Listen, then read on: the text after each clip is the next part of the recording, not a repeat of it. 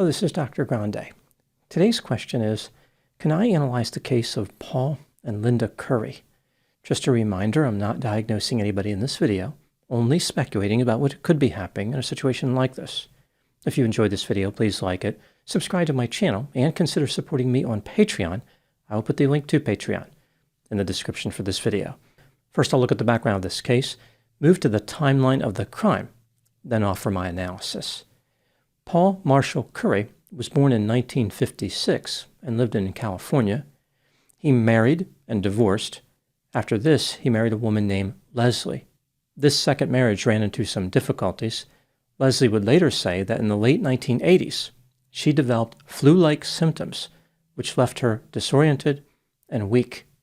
Physicians were unable to determine what was causing her symptoms. During the time when she felt unwell, Paul convinced her to apply for life insurance. When the insurance company rejected her application, Paul divorced Leslie. Paul ran into financial problems and declared bankruptcy in 1988. In 1989, he managed to obtain money in an unusual way. Paul was a contestant on the television game show Jeopardy! Over the course of 3 episodes, he won $24,000. By this time, Paul was working at a nuclear power plant as a consultant. His job was to teach workers about safety. A college degree was required for this job. Paul did not have one, but he lied and said he did. While he was at the power plant, Paul became romantically involved with one of his coworkers named Linda. She was 13 years older than Paul. Like Paul, Linda had been married and divorced twice. The couple married on September 12, 1992.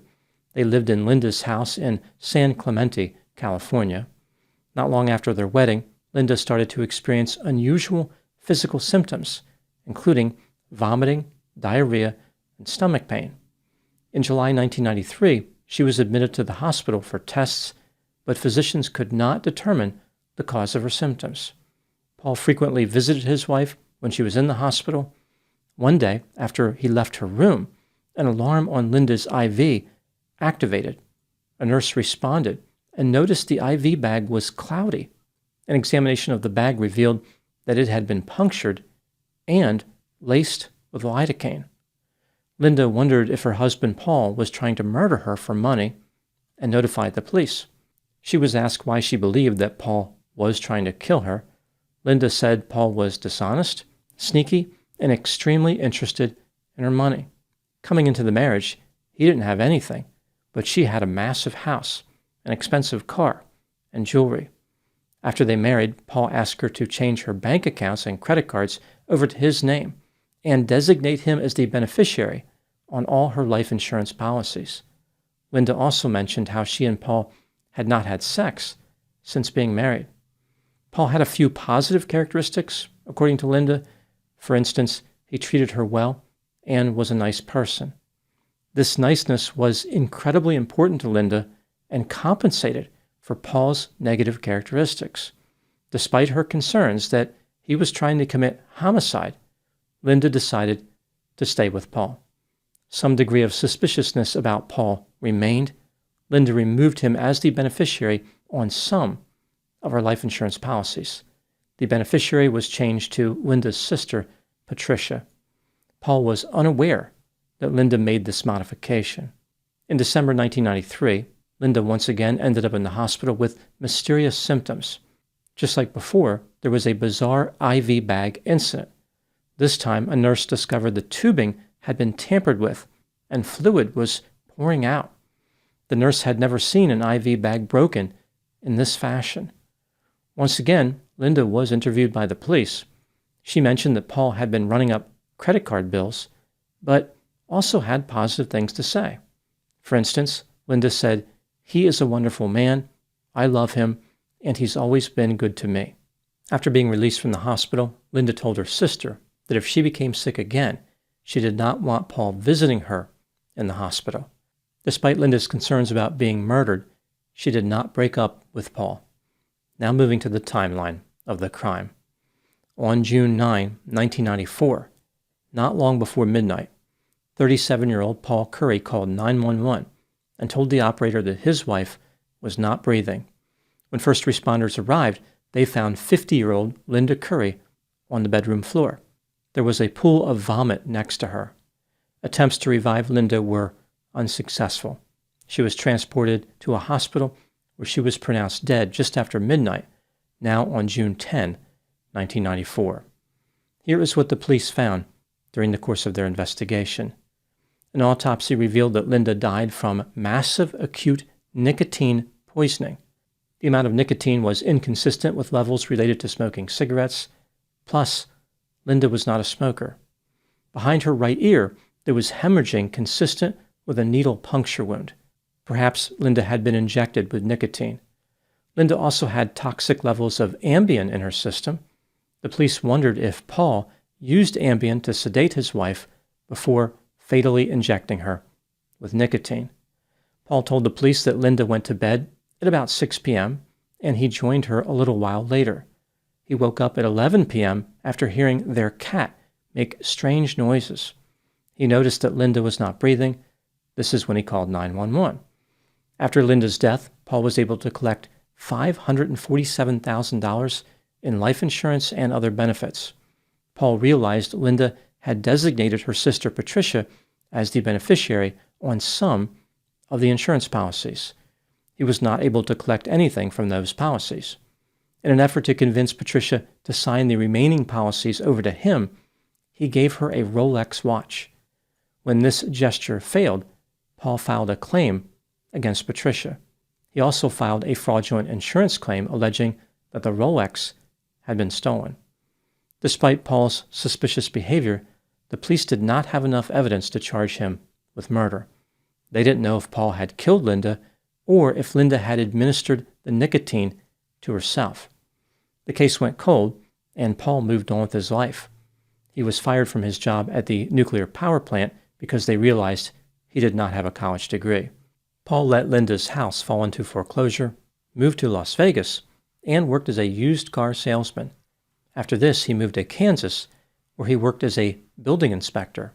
Paul also remarried while in Kansas. In 2007, the police began reinvestigating the case. Eventually, they determined that the nicotine level found in Linda's system meant that Linda was injected within 30 minutes of her death. This was bad news for Paul because he was the only one with Linda in the 6 hours leading up to her death. In November 2010, over 16 years after Linda died, Paul was arrested and charged with murder. On September 30, 2014, Paul was found guilty of first-degree murder. He was sentenced to life in prison without the possibility of parole. Now moving to my analysis. Paul Curry maintains his innocence, although he really doesn't have too many supporters. His defense argued that Linda must have brought an end to her own life. The state, of course, disagrees. They argue that Paul murdered Linda for money. This brings me to the question, was Paul guilty of murder? Let's take a look at the evidence both for and against the idea that he was guilty, starting with the inculpatory factors. Paul's second wife, Leslie, said that after she developed mysterious symptoms, Paul pressured her into applying for an insurance policy. One time at a party, right after Paul and Linda married, Paul bragged about how he could go into his garage and get some chemicals that would kill someone. Linda experienced mysterious symptoms on 2 occasions and ended up hospitalized. Her IV was tampered with on both occasions. Linda told a former boyfriend that Paul tried to convince her to purchase a $1 million life insurance policy. Even though Linda did not buy that policy, she had other insurance policies. Linda told the police that Paul came into the marriage with nothing, and he was sneaky, dishonest, and highly interested in her money. The circumstances surrounding Linda's death were extremely unusual. She was not a smoker, yet she died from nicotine poisoning. If Linda did this to herself, why did she also take a toxic dose of Ambien? There was a mark on Linda's ear, which may have been caused by a needle. If Linda did not administer the lethal dose of nicotine to herself, then Paul must have, because he was the only other person in the house during the time when the administration happened. Paul fraudulently reported a Rolex watch stolen and collected $9,000 from an insurance company.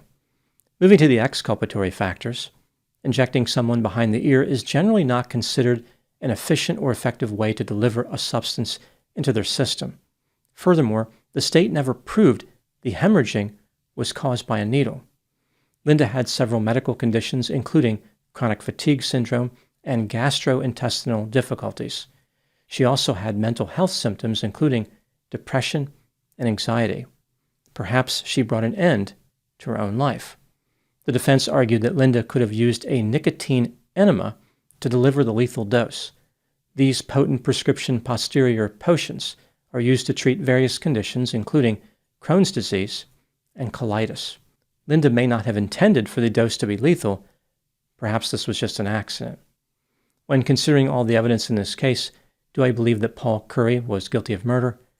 Yes, he was guilty beyond a reasonable doubt. The jury came to the right verdict. I think when they heard the enema excuse, they knew that Paul was just trying to blow smoke up there. Well, you get the idea. What do I think happened in this case? This is just a theory, my opinion. Paul was impulsive, irresponsible, greedy, self-centered, grandiose, arrogant, condescending, cold, callous, manipulative, deceptive, calculating, Machiavellian, possessed superficial charm, falsely believed he was special, had a sense of entitlement, and was exceedingly creepy. He bragged to people that he was a member of Mensa. This is an organization that requires members to have an IQ score in the top 2% of the population, so an IQ score of 130 or greater. Paul lied to people and said that he graduated from college.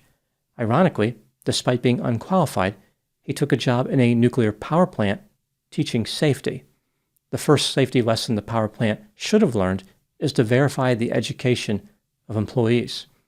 There is no doubt that Paul was capable of earning a degree, but he was impulsive. He wanted everything now. Paul was not interested in working hard for money. Rather, he believed that people should hand money to him. This was the philosophy he applied in his relationship with his second wife, Leslie, but she escaped due to being denied a life insurance policy.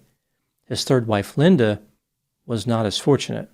Linda was in a vulnerable position in many ways. She had mental health concerns, including an addiction to spending. Linda did not know how to manage her money and was obsessed with having the best of everything. Her high salary at the nuclear power plant managed to prevent significant financial problems, but then when Paul came into the picture, his spending habits overwhelmed their combined salary of $140,000. When Linda met Paul, she was desperately searching for a husband. She was insecure and highly dependent. Once they were married, Linda refused to believe that Paul was bad news. When she developed mysterious symptoms, she knew, at some level, that Paul could be involved. Linda told the police that Paul could be trying to kill her, yet she refused to believe her own words. One of Linda's friends confronted her with the evidence against Paul and essentially told her that she needed to put this puzzle together. Linda pushed the friend away and once again remained in a fantasy world. This case illustrates the pernicious and insidious nature of denial. If people are not ready to modify their behavior, they will not do it. The strength of the evidence presented is irrelevant. Linda was never going to believe that Paul was a killer. He could have walked up to Linda and said, "I am getting ready to kill you now.